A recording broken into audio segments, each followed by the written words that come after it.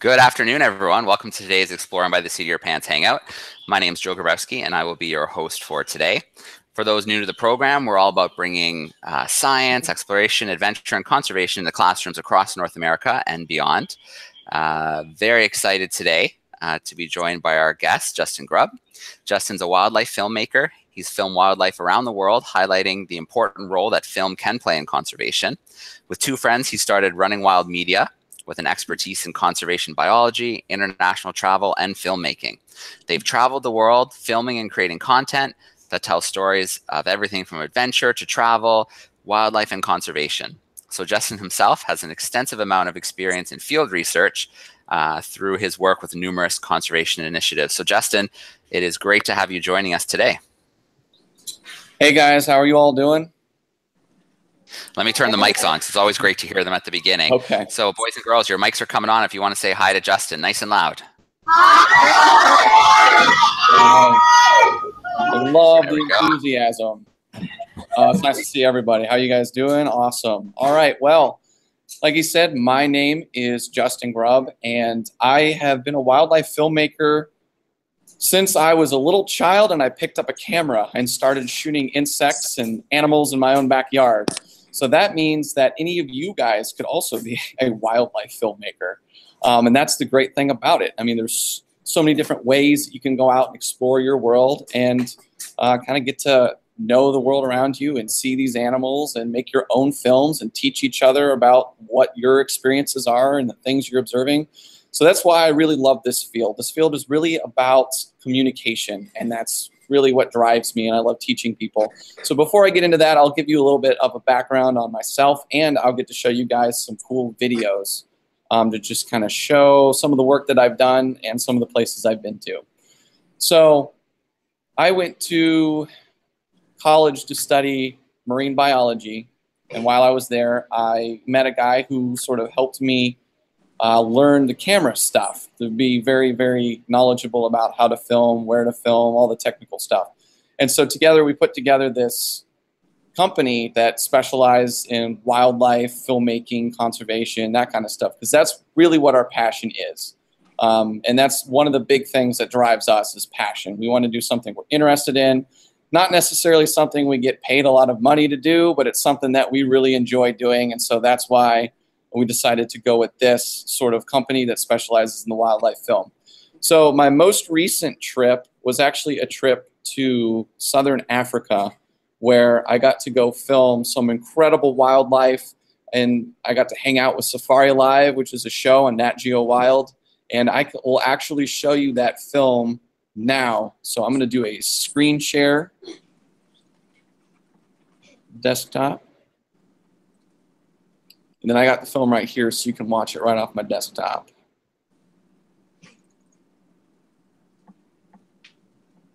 And then I guess let me know if there are any issues or if it stops working.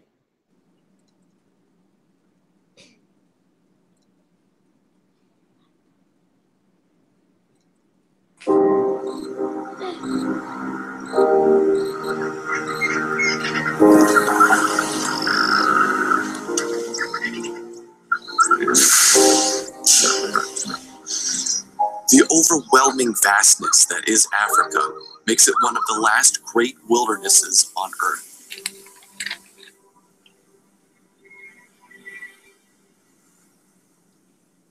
As wildlife filmmakers, a trip to this tameless wild is nothing short of a dream.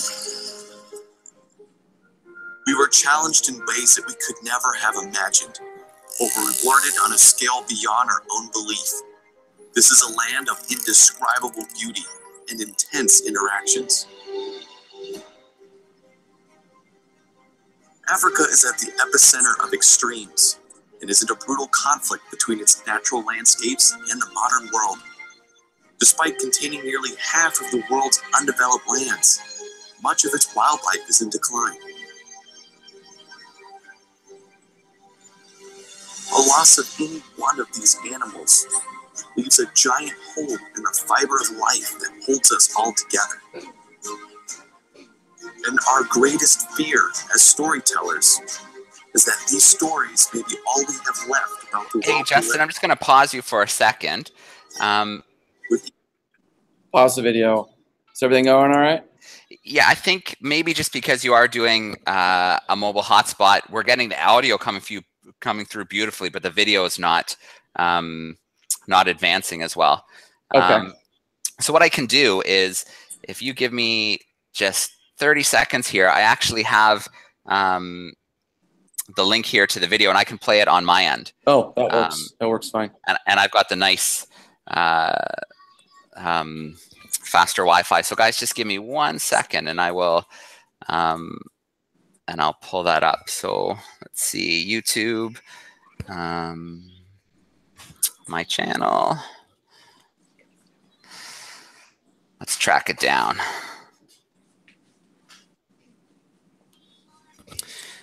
So the Safari Live, how long were you with them? So when I was with Safari Live, we were shooting there for about 2 weeks, and we were doing behind-the-scenes shots with them. And for those of you who are not necessarily familiar with Safari Live, they do a live broadcasted safari from South Africa twice a day. And they'll go out on their safari vehicles with their cameras. They've got these giant backpacks that they have that transmit signals. Sometimes they have the same issue we're having now, the signal's a little slow. But they'll find all kinds of really cool wildlife out there, lions and leopards. And when we spent our time there, we actually saw 3 leopards a day on average. And that is an incredible amount of leopards, especially since they're so well camouflaged out in the bush. So yeah, we were shooting there, and then afterwards we went on and we went to Mozambique and we filmed with dolphins, which you kind of saw. Maybe you'll see in the film. If you can't find it, it's fine. I got photos of it. I can show and stuff. Yeah, no, I've got it here. I shared it in our recent newsletter, so I just had to pop it open. Okay. But, so boys and girls, we are going to switch over to me sharing screen now. So Justin, just let me know if the share starts okay. My entire screen. You should see that starting now. Jump to the newsletter, play, and there we go. It should go now.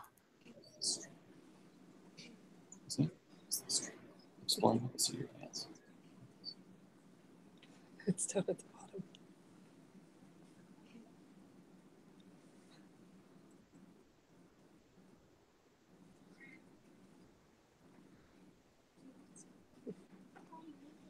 We can see it, but we can't hear it, right? Okay. Shh.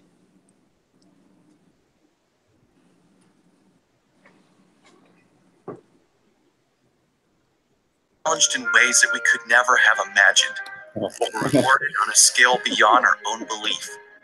This is a land of indescribable beauty and intense interactions. Africa is at the epicenter of extremes and is in a brutal conflict between its natural landscapes and the modern world. Despite containing nearly half of the world's undeveloped lands, much of its wildlife is in decline. A loss of any one of these animals leaves a giant hole in the fiber of life that holds us all together. And our greatest fear as storytellers is that these stories may be all we have left about the world we live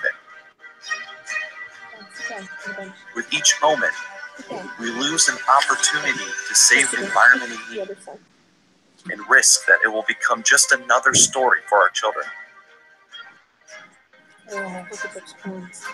As the health of our planet falls, we must stand up and exploit our talents to come together and give a voice to the voiceless and to be warriors in the fight for our planet's survival.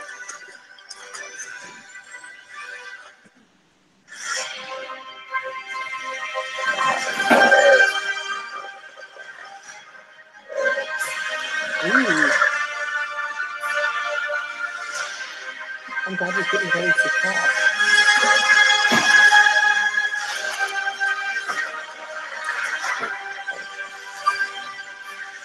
We must open our minds and let the full majesty of the world sink in.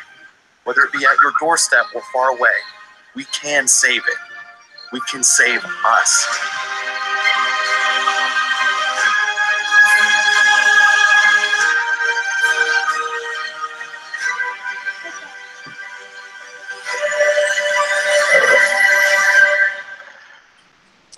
that one looks white.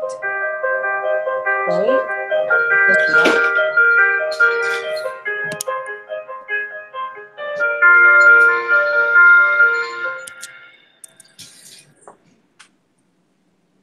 All right. You know, it really is an amazing country, and it really is scary to think that we could lose some of those iconic species if we don't start thinking about conservation and making some changes. Absolutely. So right? Yeah, absolutely. Oh, cool. So yeah, that film basically was just kind of to show off the amazing things that Africa has and the amazing experiences that we got to see when we were over there in Africa. So we extended our trip after our assignment with Safari Live, and we went to Mozambique, we went to Namibia, and we went to Botswana.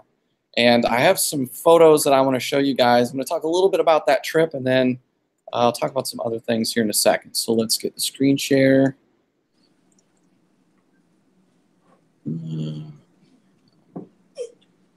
Desktop.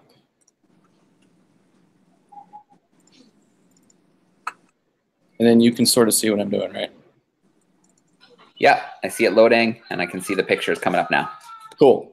So one of the things that I wanted to share with you guys is this experience that we had here. This is a black rhino, and these animals are actually critically endangered now. This is the desert black rhino, which is one of the more stable populations of black rhino in the southern part of Africa. But some of these subspecies are actually extinct now in the wild. And so the group that we went out with, Save the Rhino Trust, we got to see these animals on foot in the wild. And you can kind of see right here where there's a notch on the ear and how the horn looks kind of destroyed. The rangers did that to take out the, basically try to make this not worth as much for poachers to come in and kill the animal. And then that ear notch is what allows them to identify specific individuals. So this female is guarding her calf from us. We are downwind, but she could still kind of hear us. You could see those giant ears. That's what they use for being able to hear predators coming. They have very bad eyesight, if you can believe that. Little tiny eyes. So that was an incredible experience that we got to see when we were in Namibia filming the black rhinos. And then another really cool rhino experience I got to see was these guys. These were white rhinos, and we were with Safari Live at this point, and they were fighting. These are two males, and as we were driving around, all we heard was branches rustling around and squeaking, and we thought that there was a calf nearby, and it turned out that there were two males actually going at it. And we were both like, no, you're endangered. Stop beating each other up. But it's all part of the cycle of life, and that's how they assert their dominance to decide which male gets to breed with all of the other females in the area. A quick shot of the spotted blue ray I got when I was in Mozambique. This guy, I really like the shot because you can kind of see his eye. And that's something that you want to keep in mind as a filmmaker and photographer is you want to try to get eye level to the animal because that's how you build that connection with the audience when you're trying to convey, what the animal's doing or trying to convey a message through the photo. This is a fun photo because this elephant, this was in Botswana, and we were getting a little too close, and he was letting us know that we were getting a little too close. And so he ended up shaking his head, throwing up all that dirt off of his body, and coming at the vehicle just a little bit, which caused me to back up into a tree and put a hole in the back of our safari truck. So we've had some misadventures along the way while trying to film the wildlife that we do. This is a bull elephant in Botswana in Chobe National Park. He was actually really close too, but he was a little bit more chill than the last guy that we encountered. Then, like I said, when we were in Safari Live, we had leopards all over the place, which is kind of rare. You don't often get to see leopards when you're out there. This was a cub, and you can see how she's got kind of a fat belly right there. She just ate an impala and then climbed up the tree to kind of hang out. Her name was Jongile, and then this is Karula. This is Jongile's mother, and that's the impala that she was feeding on. So the mother actually caught the impala and brought it to the daughter so she could practice killing it, and that was the last couple shots that you saw in our film. These guys were also in South Africa with Safari Live. Mother's still waking up. When these babies want attention, they'll force it on the mother. And I was sitting right next to these guys in the safari vehicle, and boy, do they stink. Predator poops stink. And these are the dolphins that we were swimming with in Mozambique. We went out with a research group that actually has a special permit to go out and film dolphins like that so they do not disturb them. And then this, of course, was a cool zebra shot that I got. Sunset zebra in Mozambique. But I do want to talk a little bit about how you do not need to go out and visit these places like Africa to see incredible wildlife. So I just actually moved to Florida, and I've been going out and exploring Florida just on weekends and stuff because I'm also a teacher. And so this is a really cool spring that we had out here in Gainesville. And this is my good friend, Anae, who actually was with Safari Live maybe about a month ago. She also was part of the NatGeo Wild competition group that we were a part of that sent us over there on assignment. She just got back from her assignment. She's an underwater filmmaker, and that's a picture of her. And then this is a shot at Gilchrist Blue Springs, where this brown stuff, this is tannic acid, which is leached out of the water from logs decaying and leaves decaying, makes the water brown and yellow, and then the really clear blue spring water meets it, and that's where you get these clouds mixing. And so this was a pretty cool shot. That's my girlfriend swimming through the cloud. This water is about 50 degrees. This water over here is about 72 degrees. So if you get too cold, you just swim to the clear side, and then you're good to go. And then one of my absolute favorite local experiences is swimming in Crystal River, which is the only place in the United States where you can swim with manatees. And these guys were just delisted as critically endangered to now threatened because of the great work that U.S. Fish and Wildlife has been doing and all the other conservation organizations in Florida and all of the citizens that have been following the rules established by these organizations like no wake zones and boating speed limits and all that good stuff. So these guys, their population has actually been recovering, and they're doing a lot better than what they have historically. Jason, scoot forward. So now I should be back. Right? We got you. You're back. Okay, cool. So yeah, so basically, with all that being said, I just want to make it clear that you guys are also explorers. I know a lot of us come up here, we talk about our experiences, talk about what we do as explorers, the science that we do, but honestly, it starts at your age. So like I said, I was making films and filming fireflies and insects and snakes. Actually, my friends and I would take rubber snakes and attach the string to my pants and have it chase me around when I was talking about like snake biology and stuff. It was really cheesy, but it was stuff that we did because we were interested in film and we were interested in that educational tool. And that goes back to our company and how we basically want to take what we see in the wild and bring it to you guys. We want to make sure that you guys get to see the experiences along, but we also want to try to communicate the fact that these animals are endangered, they're struggling, and they need protection. And so that's something that's fundamental to the company that we did. In addition, I also was a wildlife biologist for a while, and so I did some really cool projects in the Midwest, working with a lot of animals that were also state-listed endangered or state-listed threatened. And I think I have some time. I'm going to show a few more images, and then that'll be up for questions. And Justin as well, just in case I open the Running Wild page on my computer, so if there was another little clip you want to show that is on the page, I'm more than happy to do it on my end as well. Okay, yeah, let's do that, because I also wanted to show the To the Explorers one. Oh, yeah, I queued that one up just in case, because that's a pretty cool one. Yeah, so this film we created as an ode to exploration, like the guys who go out and like, spend long days out in the field working with animals, getting muddy, getting dirty, uncomfortable. This is kind of a celebration of their work and our appreciation for the things that they do. So in this film, you'll see some shots from Tasmania, shots from Aruba, Costa Rica. But yeah, we'll go ahead and let the film speak for itself a little bit.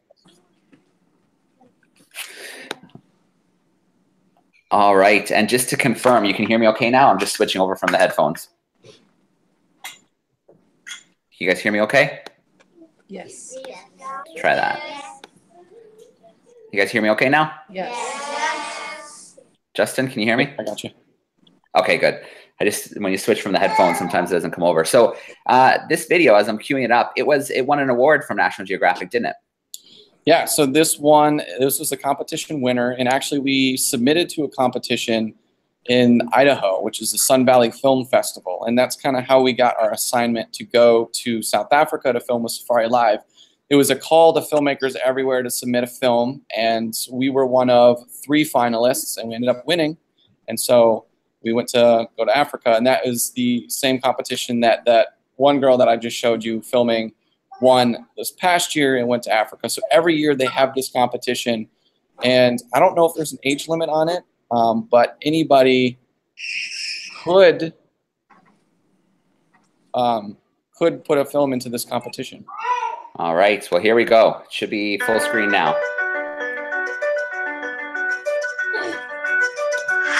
Here's to the explorers who left the comfort of home.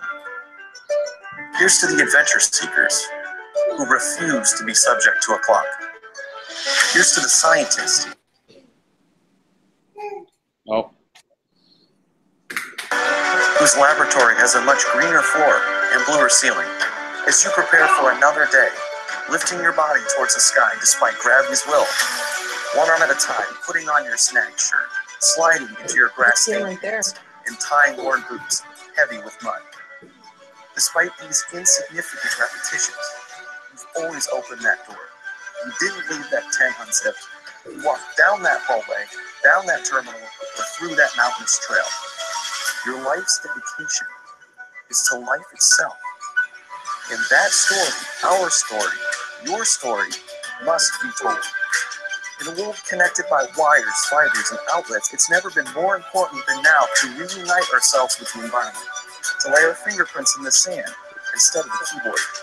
Because nature is not merely meant to be observed. Its existence is not to solely serve our material needs. Something so intricate and beautiful serves a much larger purpose. Its elements to be respected and enjoyed. The salt of the ocean should be tasted, rays of sun to be felt, the songs of birds to be heard. Because, you see, we're not just environmentalists and preservationists. We're authors. And for those willing to speak for the things that cannot. To be a voice for the entities that give us everything, no matter how big or small they may be. We can no longer sit cordially and discuss the demise of our planet. We must fight for its will to live. No matter what that story may be, if a sonnet or saga, don't let the silence of the trees fool you.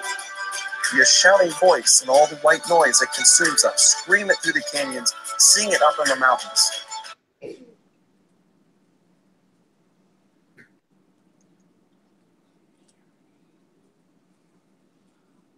The plants, the animals, they need you to tell your story. So here's to the pioneers. May your voice give us hope, your platform be a call for change, and for your work to save us.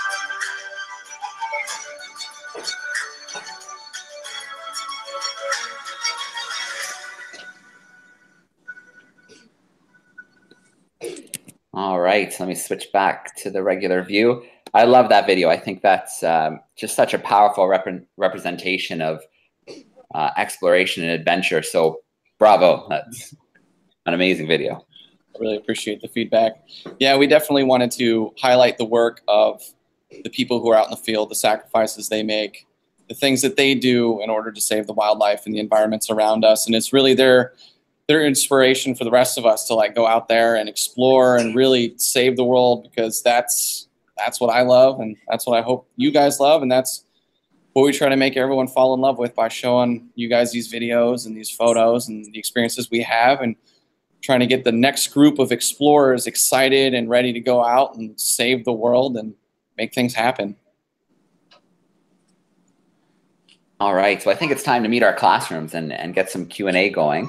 I just want to switch over and just let students know that, and the teachers as well, that if you go to runningwild.media, that should bring up the website and some of the film, and there's lots of stuff to check out there. You'll get carried away checking out some of the videos. So let's meet our first class.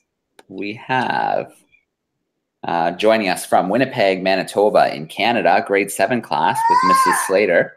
Let me turn your microphone on. You guys can go ahead with the first question. We're actually grade 10 students. Grade 10 is tomorrow. Oh, nice. Oh, okay. That's no big deal. We like grade 10 students too, so go ahead with the question. Does anyone have a question? Yeah, come on up. We're really close. Okay. Say your name and then your question. What? Okay. So my name is Natalie. Hello, Natalie. Hi. And my question is, do you ever interact with the animals or do you just video them? So that is a fantastic question. As a filmmaker, I do not interact with the animals. That's one of the things that we try to do the best we can, because we want to film natural behaviors in their natural environment. You get different behaviors when you pull a snake out of a tree and force it to hang on your arm and you're poking at it. You know, the snake's obviously going to get mad and strike. So a lot of the behaviors you saw in our films, those were filmed naturally. The animals were naturally interacting with one another. They were not necessarily influenced by us. You know, it's impossible to say that we didn't influence them there because we were there. You know, they probably would have done something different. I don't know. It's that whole weird psychological thing. But as a biologist, yes, sometimes you do have to interact with the animals just to take measurements and weights and that kind of stuff. But going back to the filming aspect, that's something that we pride ourselves on. We don't bait. We don't put food out for the animals and film the food to try to get them to do things and to come out. We are definitely a very natural, hands-off film crew to try to get the most natural experience possible. All right, great question. We'll swing back a little bit later, but let's meet a next classroom. So we're going to go to San Antonio, Texas this time. Mrs. Gross's class. She's got her grade 2 class with her. Let me turn your mic on. And there we go. We're ready for your question. All right, we had a question for you. What can we do as younger kids to help save animals? That is an awesome question. I get that one all the time. Younger kids, I would say, have the most say in making a difference because their voices are definitely heard by adults. Adults always like to listen to the things that kids are interested in, what they're saying. And so by teaching people around you, so like being a sponge and absorbing as much information as you can about how to make changes in your lives and educating the people around you and sharing that with other people is a great way to make change and to support the wild and like make people clear to do things like don't use straws and like recycle and, you know, use LEDs to save electricity, reduce carbon footprint. I think that's one of the easiest ways for younger people to make a difference. Another really easy way for them is to, you know, share images of animals, consume videos with animals, and like try to make that become popular culture. Because when we make animals and environmentalists and all that kind of stuff cool, scientists cool, that's when we're going to start seeing a change in our culture. And I think it all starts with the young generations and deciding what they want to look up to and what they want to find cool and that kind of stuff.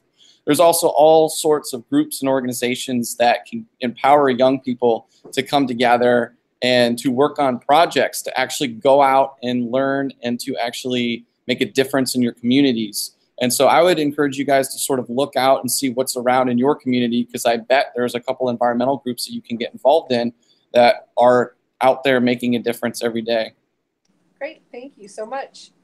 Those are some great points. I love the first one. It's as easy as telling people what you've learned, because once people know, that's when they get excited, that's when they get passionate, and that's when they try to make a difference. So let's meet our next classroom. We've got some grade 3s with Mrs. Zulta joining us in Calgary, Alberta in Canada. Let me turn your microphone on and you can go ahead with the question.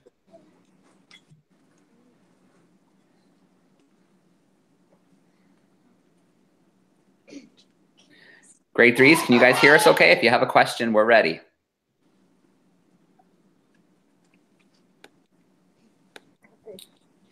All right, let me see. Maybe they're having Can you hear us? There we go. We got you now. Oh, okay. Yes, some of the kids are wondering, which animal have you found more inspiring and why? Well, one of the most inspiring animals to me, there's a couple of them. I would say an animal that's inspiring to me is the shark, because the shark is a beautiful animal. It gets such a bad rap by people because they think, you know, it's dangerous, it's deadly, and there's almost been a war declared on the shark. And mind you, this is an animal that's been around for 200 million years. And this animal is still fighting for existence and still trying to do its thing. And it's sort of an icon for conservation because it's got so many things working against it, but it's still pushing along. The sharks are still out there doing their thing. And, you know, despite shark finning and long lining and all these, you know, ghost nets that are out there, and you know, the shark is definitely an animal that is at the top of its food chain. It's when it's there, you know, you could tell the environment is healthy. So seeing sharks just like gets my blood boiling and my heart racing. I just love these animals. I love filming them in the wild. So for me as a filmmaker, the shark is inspiring because I want to go out and I want to tell its story and show that this animal is not as dangerous as what people think. And so going out and filming other animals, it kind of follows the same model because a lot of people have the wrong idea about wildlife. Like you see a lot of these videos on Facebook, you think you can go up and you can put a bison in your car because it's cold or something like that. You know, people have the wrong idea. And so that is sort of inspiring to me to like show people the true nature of animals. And so the shark is one of them, being not a mindless killer that people think it is, but it's actually just an animal out there trying to survive. And if you're chill, the shark will be chill. All right. I am right with you on that one. As a diver for the last 10 years, there's nothing better than when you're in the water and a shark comes, because you're right. It's a sign of a healthy ecosystem. And unfortunately, their numbers are falling with the way we've been treating our oceans. And so anytime you get to be in the water with one, it's a pretty special experience. Let's go to Mrs. Gogne's class. They are joining us from Algonquin, Illinois. They're a grade 5 classroom. And your microphone's on. We're ready for a question. Hi, this is Ava from Miss Gogne's 5th grade class, and my question was, what was the craziest thing you've had to do in your job? What is the craziest thing I've had to do in my job? Ooh, that's my job. The reason I think it's so interesting is because everything I do is pretty crazy. At least it is to me. I don't know if it is to other people, but I think it's pretty crazy. That's a good one. I think one of the craziest things I've ever done is I was on an expedition to the Marianas Islands, which is right on the Marianas Trench in the middle of the Pacific Ocean. So it's like kind of between Hawaii and the Philippines. It's right in the middle. I don't know if you guys have a map in your room or not, but it's right there. And I had to sleep on the deck of a really small boat for 40 hours. I was just sitting on this deck with a whole bunch of birds that we were moving to another island so that they could be repopulated, because a lot of rats and cats and stuff were eating them on the main island. So we had to move them to a small island where there were no rats, no cats, so they could build up their populations while we eradicated them on the larger island and then move them back. And it was like 100 degrees. I couldn't sleep because the water was coming over the boat constantly. And when we finally got there, I had to climb up a volcanic mountain with like direct heat and birds, and it smelled really bad. And then it was another 40-hour ride back to the island. So I think so far in my career, that was one of the craziest, most difficult things that I've had to do, because it was just like constant state of seasickness. You had to lay down. If you got up, it would like kind of make you feel woozy. Couldn't eat a whole lot, and the volcanic island was a lot of fun. Just heat, bird crap. But yeah, I think that was the craziest thing I've ever done. All right, the things you do to get the shot. Absolutely. All right, our final live classroom is joining us from Ventura, California with Mrs. Barha. Let me double check your grade level. They are grade 6s. All right, your microphone is on.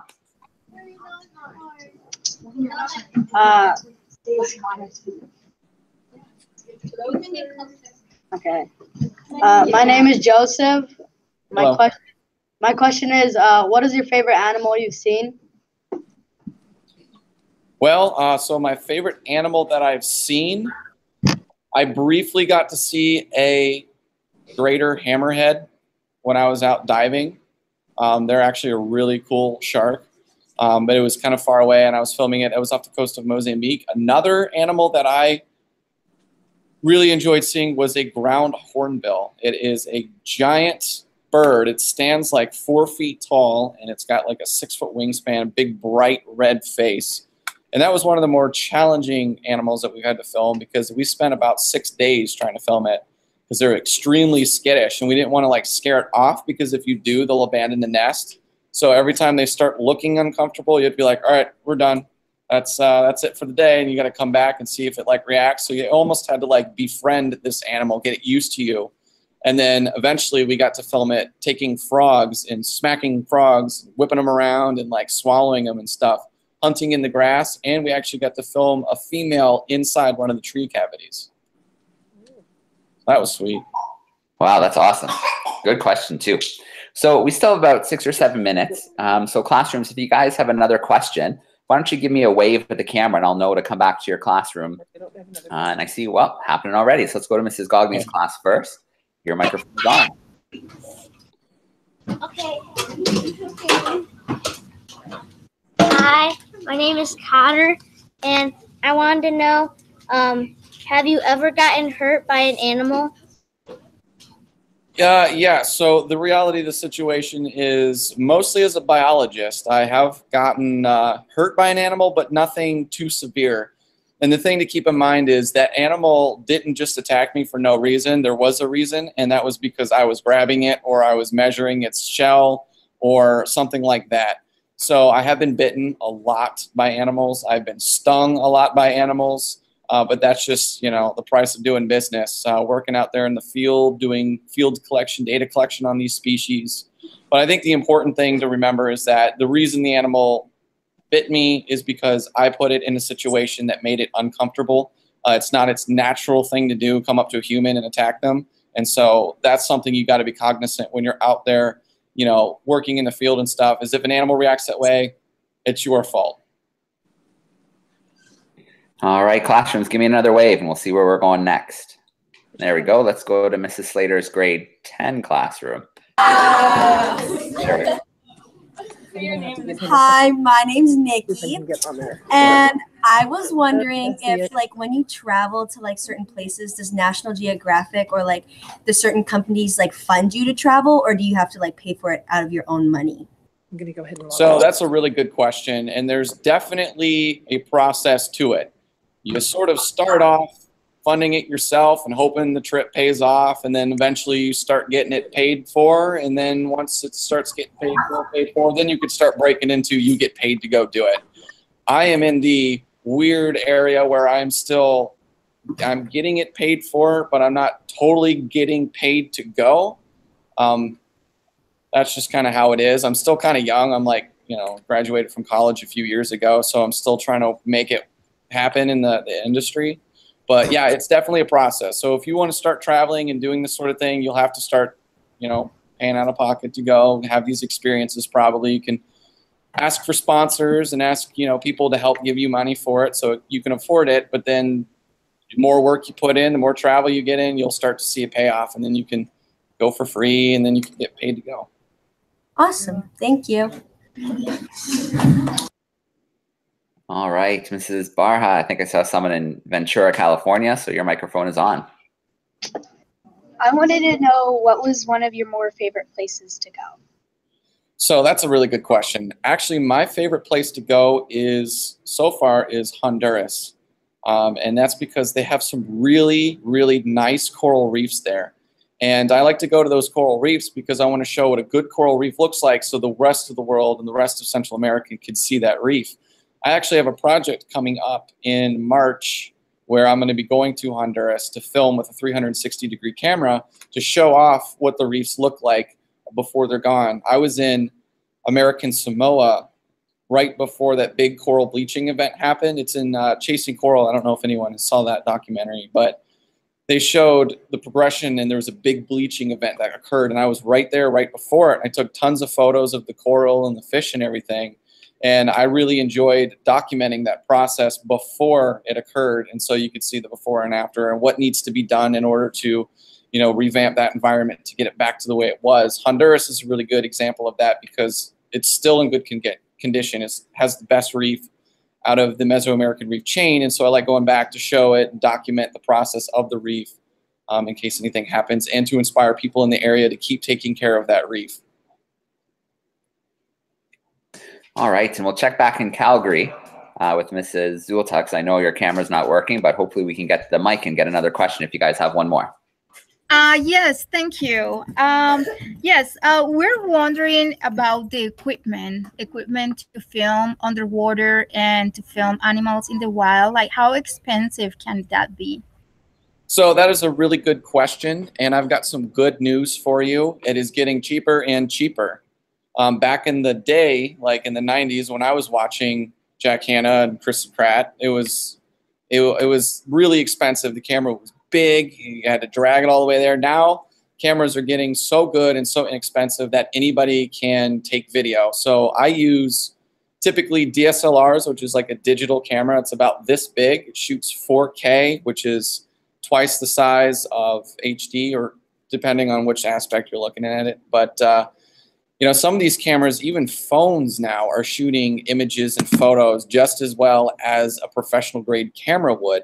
And so it's getting cheaper, and it's getting a lot easier to carry around gear and bring gear into different countries. So the camera that I use is about $1,000, and the underwater housing I use is about $2,000, which, you know, it seems like a lot, but it's a lot cheaper than what it was, and it's going to continue getting cheaper because everyone's in competition with each other now to find the best product at the lowest price. And so now is a great time to get into documentary filmmaking because it's relatively easy to get the gear that you would need. You can go to Best Buy, you can even go to Walmart and get professional grade gear that you would need. And it's really easy to use too because they're trying to make it more consumer friendly. And so now's the absolute best time to get into filmmaking. And I think you'd agree too that it's now even easier than ever to share absolutely social media material with social media and such. All right, those darn underwater housings, always costing more than the cameras. Yeah. All right. Well, Justin, thank you so much for hanging out with us today. I know you just wrapped your school day, so obviously really appreciate your time and sharing some of your stories and videos and films. And I highly encourage the classrooms, maybe if there's no time today, but tomorrow, to check out some more of the films you've made because they really are great pieces of film. And I know you've got some fun stuff coming up, so we look forward to following your future journeys. Absolutely. Thanks. I want to thank everybody. Those were great questions, and hope you learned some. All right. Well, let me turn the mics on. It's always fun to let the classroom say goodbye and thank you. And then we'll sign off for today. So classroom's nice and loud. Microphones are coming on.